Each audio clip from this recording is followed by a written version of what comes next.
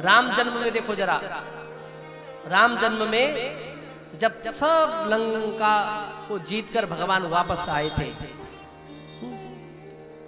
और सब भगवान के साथ जितने भी बानर भालू जितने भी थे जिन्होंने भगवान की सेवा करी युद्ध में, सबको भगवान ने अपने साथ अयोध्या लाया था, नहीं लाया था? अयोध्या लाए, कुछ दिन खूब आनंद लिया सब लोगों ने। बानरों ने देखा जंगलों में फली फूल खाते रहते थे, आज तो बढ़िया बढ़िया पकवान मिल रहे हैं राम जी के दरबार में। इतने में निमंत्रण मिला भगवान राम को। देखो जरा, जब से भगवान राम की का विवाह हुआ, देखो कैसी घटना है भगवान राम की। बेचारे ढंग से कभी अपने ससुर जी के यहाँ, अपनी धर्मपत्नी के घर भी नहीं जा पाए। गए कहीं आया प्रसंग, जानकी के साथ कभी उसके मायके गए, नहीं जा पाए, क्योंकि आते ही विवाह के बाद कुछ ऐसी घटनाएं हुई, भगवान राम कभी वहां जा ही नहीं पाए। आज जब सब कुछ लंका को विजय प्राप्त करने के बाद भगवान आए हैं, सब बानर भालू सब आए हैं, भगवान को निमंत्रण आया ससुर जी का, जनक जी का। बोले राम, तुम सभी कुटुंबियों के सहित हमारे यहाँ आ जाओ, बहुत समय हो गया, इतने कष्ट तुमने झेले हैं, अब आ जाओ, किसी दिन निमंत्रण स्वीकार करो। भगवान राम को पत्र मिला तो सोचा कि आज ससुर जी ने मुझे इनविटेशन दिया है तो चलते हैं। वहां देखा पहले से फौज खड़ी थी। अब भगवान ने कहा किसको ले जाऊं, हे भगवान, अब स्वयं जाऊं कि अपने परिवार वालों को ले जाऊं? और स्वयं जाते हैं तो ये जो पीछे से जो मेरे साथ आए हुए, ये बोलेंगे बताओ कैसे है तुम्हारे ससुर जी, जिन्होंने तुम्हारी इतनी सहायता करी, उनको भी नहीं ले गए अपने ससुराल को दिखाने के लिए। अब सब बानर नाराज हो गए, भालू नाराज हो गए, बोले प्रभु अकेले जा रहे हो, हमें नहीं ले जाओगे अपने साथ? अब भगवान राम संकोच में पड़ गए, इनको ले गए, उत्पात मचा दिया तो जनकपुर में तो लोग मेरी बेइज्जती कर देंगे। जनकपुर वाले बोलेंगे राम के दोस्त ऐसे, संकोच में पड़ गए। इन्होंने कहा राम जी तो शायद हमारे सुनेंगे नहीं, पता चले नहीं ले जाएंगे, तो एक काम करते हैं, जामवंत जी के पीछे पड़ गए सब। जामवंत जी को कहा अच्छा सुनो, तुम्हारे कहने पे हम कुछ भी कर देते हैं, हमें भी ले चलो ना वहां, राम जी के साथ जनकपुर हमें भी जाना है। तो देखो जामवंत जी ने कहा चलोगे तो तुम ठीक है, पर यदि वहां तुमने उत्पात मचा दिया तो राम जी की बेइज्जती हो जाएगी, राम जी की बेइज्जती होगी।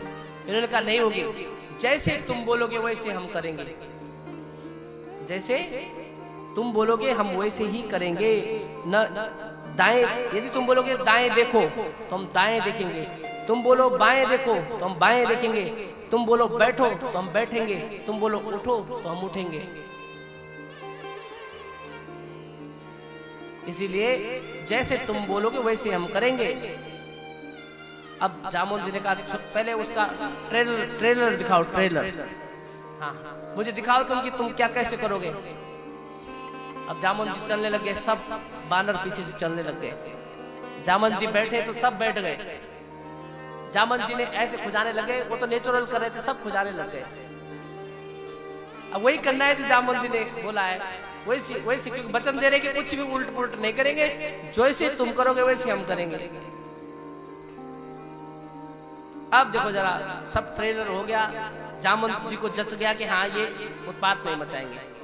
चले गए, भगवान राम के पास गए, बोले प्रभु देखो इन बानरों ने कितनी सेवा करी, हम सब लोगों की वन में है, अब देखो इनको भी ले चलो ना अपने साथ। भगवान राम ने कहा ठीक है चलेंगे, पर देखो समझा के बुझा के ले चलना। बोला प्रभु मिलिट्री की जो परेड होती है उसमें तो कोई इधर उधर देख लेगा, पर मेरी जो परेड हो रखी है, मैंने जिनकी परेड करा रखी है, कोई ना दाएं ना बाएं देखेगा, न तो कोई दाएं तरफ देखेगा न कोई बाएं देखेगा, सीधे चलेंगे सब। अच्छा ठीक है, तो सबको बोल दो। अब जब बानरों को पता चला कि ओहो हो कि बानरों को पता चला कि निमंत्रण स्वीकार कर लिया, बड़े प्रसन्न हो गए और सीधे आगे राम लक्ष्मण, भरत, शत्रुघ्न, चारों बहुएं और यहाँ पर हनुमान जी, सब अंगद जितने भी आए हुए थे भगवान के साथ, सब चल रहे हैं। पीछे से जामवंत जी चल रहे हैं और जामवंत के पीछे वो असंख्य बानर चल रहे हैं। बोलो भक्तवत्सल भगवान की जय। अब चलते चलते आगे जामवंत जी चल रहे हैं, पीछे से सब चल रहे हैं। जामवंत जी की दृष्टि पड़ी वहां किसी मार्ग में कुछ विशेष चीज पर, तो सब जामवंत जी ने उधर देखा तो सब बंदर उधर देखने लग गए। अब जामवंत जी को खांसी हुई तो सब खांसने लग गए। अब इनको लग रहा था कि जो जामवंत जी करेंगे उसी को वही कार्य हमें भी करना है। अब सब पहुंचे, जब इन बानरों को देखा जनकपुर वालों ने, बोले देखो बानरों को तो हम हमेशा बोलते हैं उदंडी होते हैं, देखो राम जी के बानर सेना भी देखो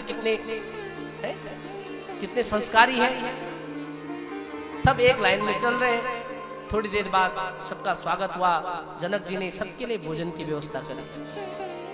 भोजन की व्यवस्था करी, सब बैठे हुए थे।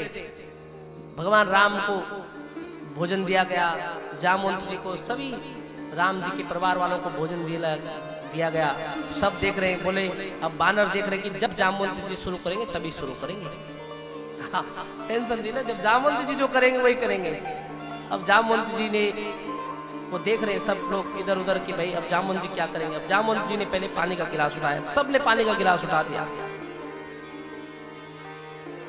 ठीक है। उसके बाद देखो जरा, जैसे ही सब भोजन करने लग गए थे, मतलब थोड़ा बहुत भोजन, इतने में आम रख दिया थाली में। किसने? जनकपुर वासियों ने आम रख दिया। अब आम तो सबसे फेवरेट फल है बानरों का। अब आम देखा तो सब देखते देखते इसको कैसे खाते हैं जामवंत जी, अमनिया करके खाते हैं या चूस के खाते हैं, सब टेंशन में पड़े हुए थे। अब जामवंत जी पे इतनी ताकत है जामवंत जी में, वास्तविक इतनी ताकत है जामवंत जी की, पूरे युद्ध में भगवान ने बाहर बैठा के रखा। बोलते क्यों बूढ़े थे इसलिए, पर ताकत बहुत थी। अब उन्होंने वो आम को उठाया ऐसे, और जामवंत जी ने ऐसे देखने लग गए, तो सब बानर भी उठा के ऐसे देखने लग गए। जनकपुर वाले सब नजर, अब जामवंत जी ने देखा कच्चा तो नहीं है, और ऐसे थोड़ा ऐसे देख रहे थे ना, वो पिचका रहे थे, और ऐसे जोर से पिचका दिया, गुठली उछली। अब सब बानरों ने जोर से पिचकाया कि गुठली उछलनी चाहिए। हाँ, यदि जामवंत जी की गुठली उछली है तो हमारी गुठली भी उछलनी चाहिए। उनको लग रहा था सब ऐसे ही करना पड़ेगा, ये कोई रिवाज होता होगा। अब तो महाराज जैसी एक की गुठली उछली, दूसरे की गुठली उछली, वहां तो एक की थाली में अपनी गुठली पकड़ने के लिए, दूसरे की थाली में दूसरी गुठली में जो खीर पूड़ी सब्जी सब बर्बाद हो गया। अब राम जी ने खोपड़ी पे हाथ का, बोला प्रभु अब ये क्या हो गया। जामवंत जी को देखा, तुमने ये सिखा खिलाया। ऐसी विचित्र लीला, भगवान राम बड़े प्रसन्न होते हैं ऐसे लीलाओं को देखकर। प्रेमी है, छोड़ते नहीं। भगवान राम चाहते तो अकेले चले जाते हैं, सबको लेके चले अतिथि सत्कार के लिए। यहाँ भगवान शंकर आए हैं किसको मिलने के लिए? उन्हीं राम को मिलने के लिए। कृष्ण अवतार में तो जो भगवान के जो कानों में बिच्छू हैं, उनको सबको छुपा के रखा हुआ है, छोड़ते नहीं वो। क्यों छोड़ेंगे? जब इन बिच्छुओं ने बोला प्रभु जो देखता हमें मार देता है और फिर डिब्बे में बंद कर देता है, हमको सब कोई पसंद नहीं करता है। भगवान शंकर ने कहा जिसको कोई पसंद नहीं करता उसको मैं पसंद करता हूँ। इधर दो, इधर आ जाओ। कर्पूर गौरम करुणावतारम संसार सारम भुजगेंद्रहारम।